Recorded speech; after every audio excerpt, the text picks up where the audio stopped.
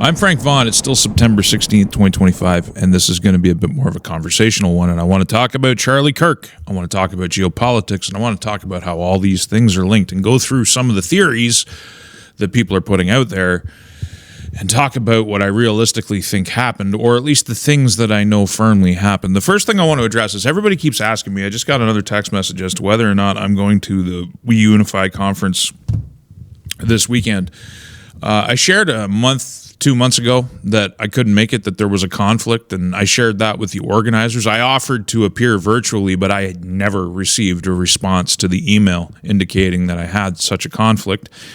I still think it's a good time, and I'm glad that I could help the organizers hook up with a number of other prominent YouTubers who will all be there.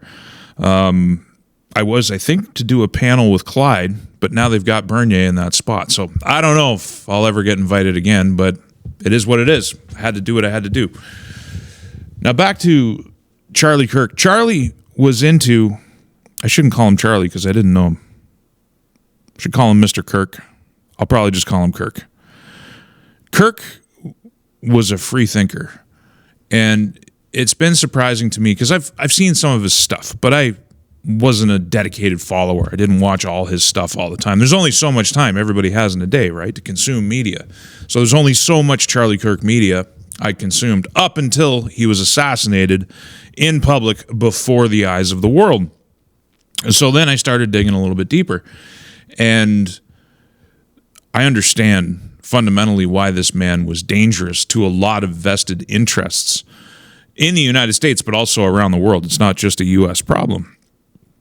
Some of the stuff that Kirk was kind of counter-normative was the way that he talked about Israel and the Gaza Strip. He's a big supporter of Israel, but he was getting in trouble with some of his backers and some of his donors. You got to remember that Charlie Kirk had a huge amount of influence among a lot of people, but specifically among young people. He had his finger on the pulse. And as much as he supported Israel, he couldn't support or was really starting to be vocal about what was happening in Gaza. Look, I have resisted all of these years that I've been engaged in political thought and geopolitical thinking. I've resisted using the word genocide and the words ethnic cleansing to describe what's happening between Israel and Palestine. I prefer to call it the Gordian knot that we live a long ways away from. And we should seek to not import that conflict, as I've argued that we shouldn't be importing foreign conflicts of any kind into our country. And unfortunately, we have imported all kinds of the world's conflicts into Canada, and we celebrate it as official multiculturalism. Isn't it grand? But I can't resist calling what's happening in Gaza at this stage anymore ethnic cleansing. It is ethnic cleansing. I have to stop short of genocide. Other people can use that word and they can make their own arguments. I can't go there because I'm looking at it rationally and honestly. But ethnic cleansing is a similar thing, though not the same thing. Now, why is it ethnic cleansing? Israel is systematically leveling the entire strip. They are, as I sit here recording this, they are taking down the high rises in Gaza City. They've already leveled Rafah. They've already leveled most of the Gaza Strip. And the government itself has signaled its intentions to take all of the people of Gaza, men, women, elderly, sick, children, everybody that's left, and they're going to be moved into a concentration camp in Rafah. They call it by some other name, but it's a concentration camp. When you forcibly take an entire people off of their land and concentrate them into a concentration camp, into a city, into an encampment, built on top of the ruins of one of their cities, Rafah, and that's your signaled intention. That's what the government says it's going to do. That's an ethnic cleansing. And you see, Charlie Kirk was a moral man. He answered to a higher power. And I know there's some people who've highlighted in the comments from the Charlie Kirk video or one of my last videos about the allegiance to a higher power being a dangerous thing. Everything is danger. The work is never done. So a higher power can manifest as something bad, and a higher power can manifest as something good. The litmus is morality. The litmus is maybe how aligned we are to things that are natural and normative versus in rebellion to the very fabric of what makes a human being a human. So that's one aspect of it. There's a lot of people, and the reason I bring this up first is there's a lot of people who are alleging that the Israelis took out Charlie Kirk. Have a sip of coffee. And people allege this because this is a pretty powerful time for Israel in the world. They're very assertive. They're at war on multiple fronts. They're winning territory. They're winning battles they don't intend to give back. And they have the firm and total backing of the U.S. president, most of Congress, and most of the Senate, and indeed a large share, I don't think the majority, but a large share of the American public is happy to give Israel carte blanche in the Middle East to establish a new Israeli-led order there. And you can make arguments for it. You can make arguments against it if you wish. We could have a lengthy conversation about what that looks like. But I think we should be honest about what it actually is. That Israel's solution to the Gordian knot of the Palestinian question is absolutely removal and resettlement and an annexation, not just of Gaza, but also the West Bank. I think that's where this goes, and we can be honest about that. It's literally ethnically cleansing the Palestinians out, stopping short of calling it genocide. It's horrible what's going on. And as a person of conscience, as a person who loves my children, loves my children's friends, loves children in general, think that they should be the single most protected class in society. They're under assault from all sides. The powers that be trying to indoctrinate them into gender ideology and sexualizing them at younger and younger ages and pushing down the age of consent and saying that minor attracted people are people too and we need to understand them and accept them. Our children are under assault. But the children of Gaza are under kinetic assault. And you can say that it's all Hamas's fault. I'm always hearing this, that Hamas hides behind children and Hamas builds their bases under the daycares. And every time an Israeli bomb blows up a civilian target, it's because Hamas put it there. That's always the story. It's the same story. Maybe it occurs in most cases, but it certainly isn't all. Why are unarmed people getting shot every single day Gaza's choked off. The people are largely unarmed. They don't have food. They don't have water. They're being herded into these humanitarian checkpoints. If you bother to look into it, they're getting shot at the entire time, treated worse than you would treat a cow. That's what's happening in Gaza. And so Kirk was thinking about this sort of stuff. And he was also, from what I understand, going through questions about the source of his faith, not the Christian source of his faith, but perhaps what branch. I don't want to get into that too much. But it is very indicative, it's very instructive that in the lead up to his death, he was being summoned to private meetings with some very prominent funders and Israeli backers in U.S. politics and being asked essentially to tone down the rhetoric, to stop this ongoing revelation, this conversation that he was starting to have about Gaza. And so people derive from that they shot him. He was invited to Israel by Netanyahu, to come and kiss the wall, basically. It's what everybody has to do eventually. If you get so powerful, it seems there's an American rite of passage where you have to go kiss the wall. So people derive from that Mossad did it. Now, I can't go that far. What I do see is Netanyahu and a lot of prominent pro-Israeli voices that don't want to talk about what's actually happening in Gaza. Look, you can be for Israel. You can be for this solution. You can make that argument, but be honest about what it's built on. Be honest about what's actually happening. It's very hard for anybody with a real and firm morality to just stand idly by and not feel obliged to say something when people who are otherwise innocent are just suffering, when they're just dismissed as collateral damage of Hamas. It's a total form of violence that's taking place. It's total war. We should just be honest about it. But Netanyahu and a lot of the, say, Israeli backers have been really trying to frame Charlie Kirk's imprint in the Judeo-Christian narrative, which some people say that they're flying cover for this assassination operation that they did. At this point, I see more of a PR campaign than anything, because Charlie was doing things. Charlie was saying things. He was stepping outside the narrative. And the thing about this very public assassination, which, there's some problems with the story, but the investigation's still ongoing. But I don't think the shooters were standing right beside him. I've reviewed the footage that everybody else is looking at. I think it's pretty straightforward.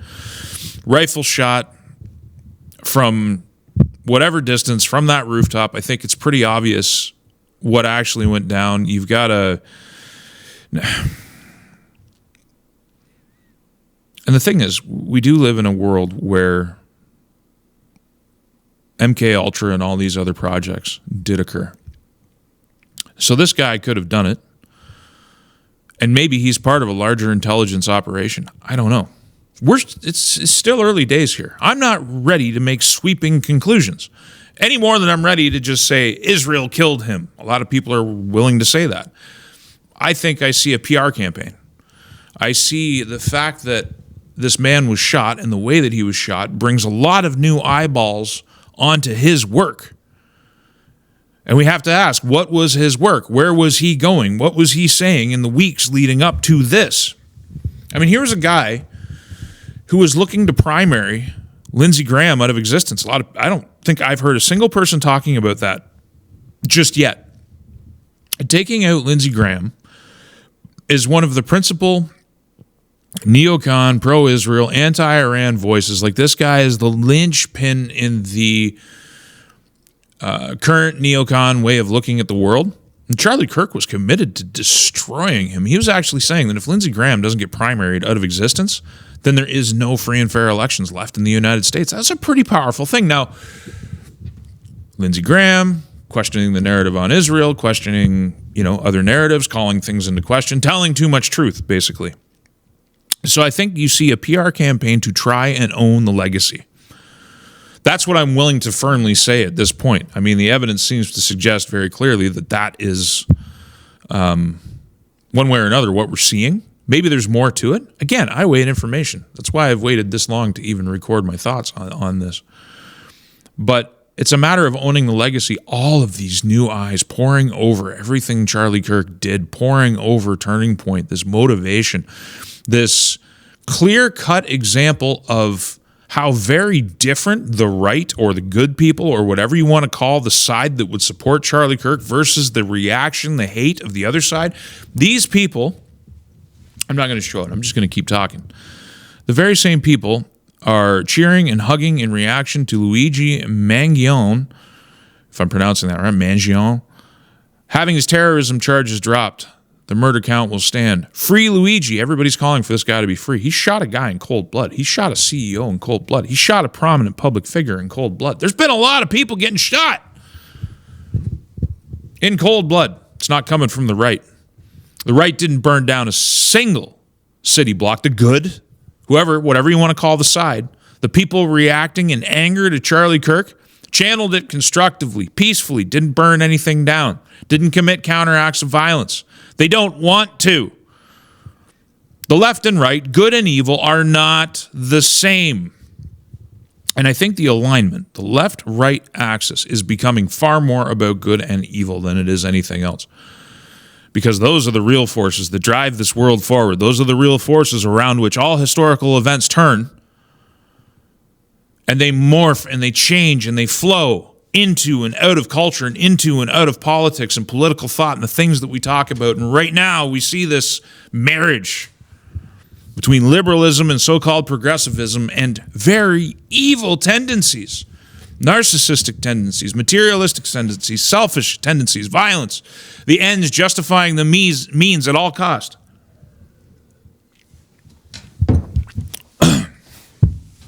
So at any rate, Charlie Kirk was running counter-narrative, and a lot of the stuff that he's saying that I've heard, because like I said, I've gone a little bit deeper the last couple days than I normally would. We were in alignment on so many things, which it gave me a moment's pause. Somebody in the comments section said, Frank, you're in danger. I don't think I'm in danger like Charlie Kirk is, because he was very popular. Very popular. I'm small potatoes. Most people just want to ignore me and pretend I don't exist. There's a lot of people who watch my videos, won't acknowledge me in public, won't even so much as give me a like. It's kind of funny how it all goes. I know they watch, but whatever. I do what I do. Charlie was in a position to activate not just young men, but young white men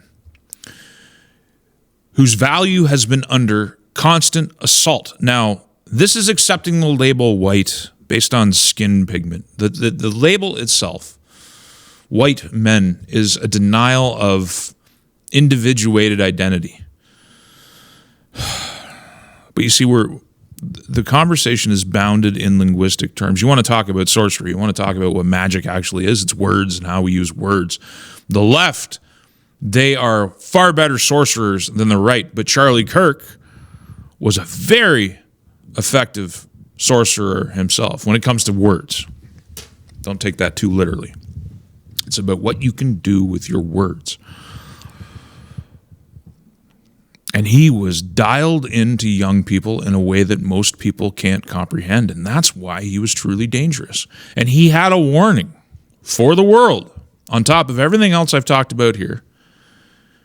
He said that essentially the baby boomers were a very materialistic, self-serving generation, and it continues to this day. Every single time you see a baby boomer get on a cruise ship or go on a vacation, the young who can't even afford, they're buying their pizzas using buy now, pay later programs. So it's like they're not even using credit cards anymore. They're getting their pizza and they're paying $5 for that pizza for 4 months in a row. And if they miss a payment on their pizza, they're getting dinged with all kinds of fees.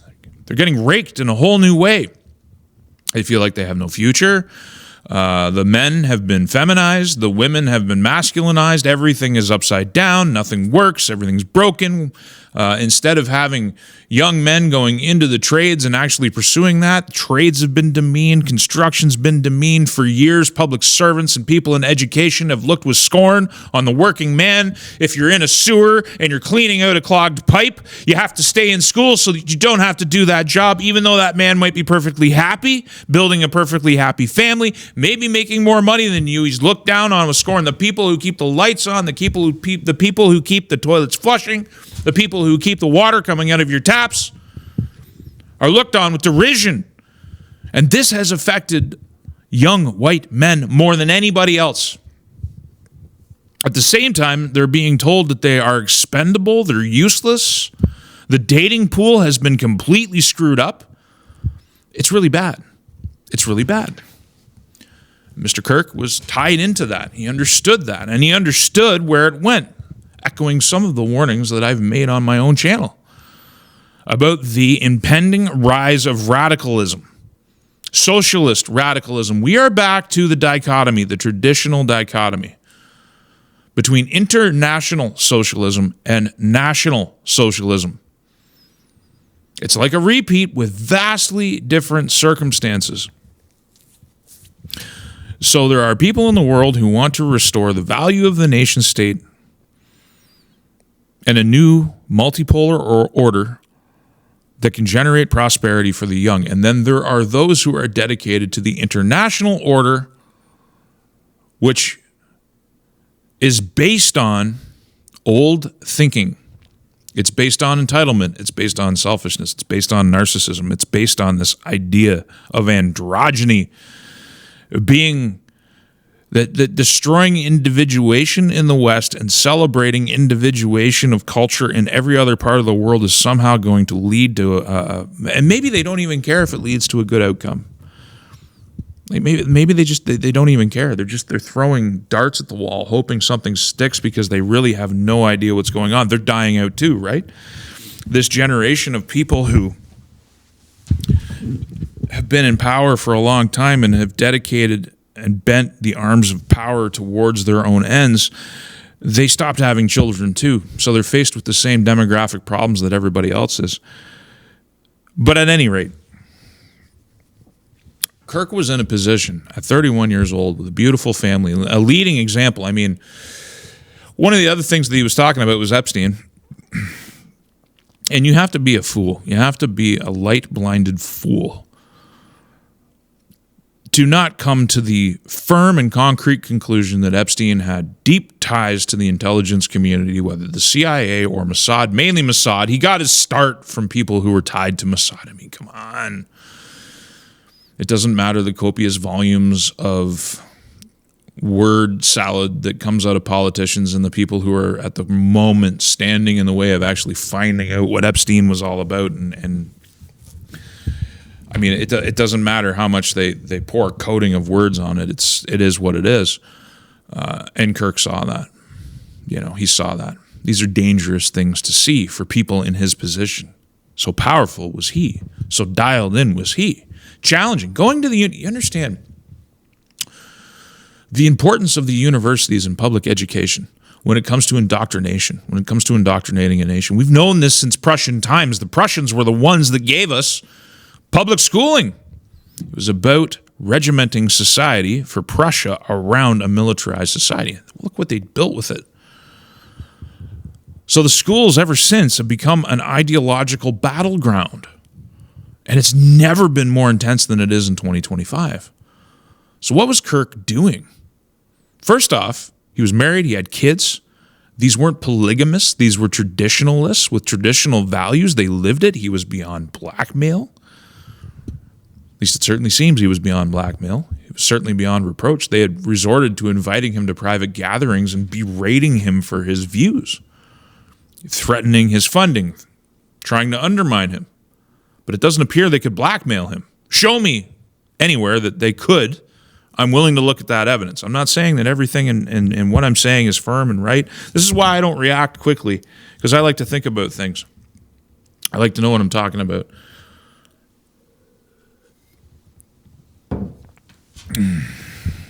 So a traditional man beyond the reach of the Epsteins of the world, dialed in, going to universities, almost like Jesus. Like there's parallels here, and I'm not trying to lionize the guy too much, but it's going to sound like I am, and so I'm just going to say what I got to say.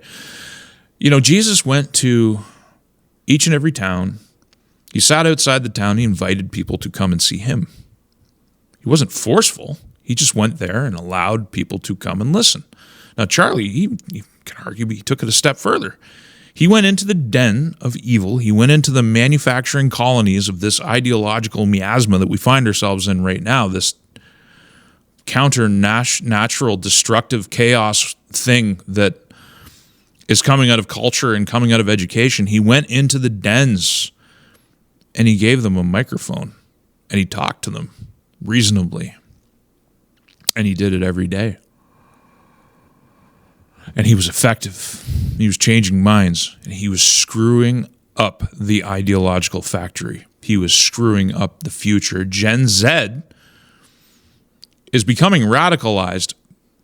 The powers that be want them radicalized in a certain direction, in a direction that creates mass confusion. I mean, you look at the state of psychology, where basically every disorder that a person experiences, from depression to manic to all these things, are incurable and must be treated for the rest of your life. You'll never escape them. You got to be on pills. You look at what you're taught in public school about the gender unicorn and all this other nonsense. It's all very divisive. It's all fragmentary. It's designed to set you at war with your reason internally inside of here. It's to ensure a constant state of discord so that the society is malleable, the society is distracted, the society can be easily ruled. And this trajectory is being disrupted by the Charlie Kirks of the world. The young generation is looking to go in a different direction. And if they don't, another thing that Kirk understood is that if we don't fix things, if we don't restore prosperity, if we don't create some kind of order, talking about the North American order here, I don't want to put those words in his mouth. I actually haven't heard him talk about that yet. But this North American order of prosperity and building things is about saving the future and saving us from going down a really dark path towards a radicalism like was seen in the 1920s and the 1930s. Because, even if you call him a fake socialist, the rise of the guy who's poised to maybe become mayor of New York, an open socialist, and you look at some of the rhetoric coming out of the Democrat Party, and you realize there's a very open, communistic, violent, latent, not even latent, like picture it like a pot of water. You know, you're bringing a pot of water to the boil. We're at the point where you can see the bubbles forming on the bottom of the pot, and the occasional bubble comes up. Like we're already there. We're at the point where things turn quite quickly in terms of historical perspective, in terms of timeline. Like we're at if you're talking about a steady decline on a chart that goes straight down, we're almost to the cliff. That's what Kirk was warning about, and that's what he was trying to save everybody from. He was in a very powerful position. There were a lot of people with a lot of incentive to silence him in one way or another. I don't think you need, and maybe there's more complexity to be found, but I mean, a lot of the things that I'm seeing out there are just blind speculation. There's issues with the rifle and how long it would take him to disassemble it, and did he take the barrel off, and there's, finding the screwdriver and the DNA and all this stuff. This is stuff I hope that we see ironed out. Like, you got to just wait. I'm not going to sit here and try and provide answers I don't have. So some issues around that, but I don't think anything that I've seen dissuades me from thinking we have a single shooter, that it was left-leaning, ideologically motivated. This guy had, I don't think I need to rehash the details. We're talking about somebody the left-wing ideology got to in university and radicalized. And maybe there's more to that story, but I think it's enough. And you could say that maybe he was used by the intelligence community, and I think you should keep investigating and looking for problems and all of these things. But Charlie Kirk was a threat to a lot of individual interests. Kind of like JFK, who was in 1963 screwing with a lot of where the established order of things, the bureaucratic state, the administrative state, was trying to take the United States, countering a lot of that narrative. I'm reading a book right now about JFK and Bobby's attempted pivot on U.S. foreign policy and who that put them in the crosshairs of. It's interesting reading. It's interesting thought. I'm sure I'll expand on it later.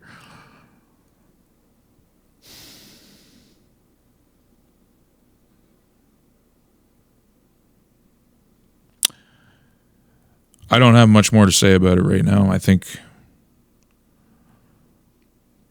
Charlie Kirk, for the next little while, is going to be more powerful than he ever was in life. And I think that's where I'm going to leave it.